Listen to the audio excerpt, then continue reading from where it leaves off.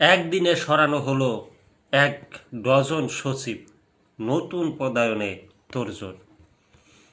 নতুন সরকার গঠনের পর প্রশাসনে ব্যাপক রদবদল করতে যাচ্ছে বিএনপি নেতৃত্বাধীন সরকার। এরই অংশ হিসেবে বিগত সরকারের সময় নিয়োগ পাওয়া ৯ ডজন সচিবের চুক্তি বাতিল করেছে, আর ৩ ডজন সচিবকে ওএসডি করে জনপ্রশাসন মন্ত্রণালয়ের সংযুক্ত করা হয়েছে। সোমবার ২৩ ফেব্রুয়ারি জনপ্রশাসন মন্ত্রণালয় সূত্রে জানা গেছে, শূন্য হওয়া এসব গুরুত্বপূর্ণ পদে চলতি সপ্তাহেই নতুন নিয়োগের প্রজ্ঞাপন জারি হতে পারে।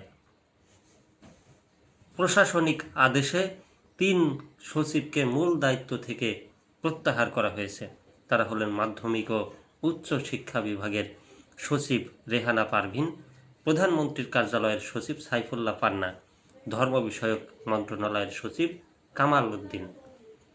অন্যদিকে অন্তর্বর্তীকালীন সরকারের আমলে দেওয়া চুক্তিভিত্তিক নিয়োগ বাতিল হওয়া ৯ জন হলেন স্বাস্থ্যসেবা বিভাগের সচিব মোহাম্মদ সাইদুর রহমান, তথ্য ও যোগাযোগ প্রযুক্তি বিভাগের সচিব শীষ হায়দার চৌধুরী, জাতীয় পরিকল্পনা ও উন্নয়ন একাডেমির মহাপরিচালক সিদ্দিক জুবায়ের, ভূমি আপিল বিভাগের সিনিয়র সচিব মোহাম্মদ ইউসুফ, মহিলা ও শিশু বিষয়ক মন্ত্রণালয়ের সিনিয়র সচিব মমতাজ আহমেদ।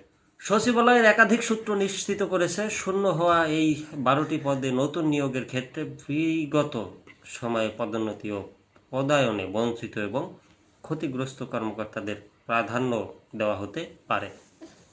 বিশেষ করে যারা যোগ্য হওয়া সত্ত্বেও রাজনৈতিক কারণে গুরুত্বপূর্ণ দায়িত্ব পাননি, তাদের মধ্য থেকেই নতুন সচিব বেছে নেওয়া হবে।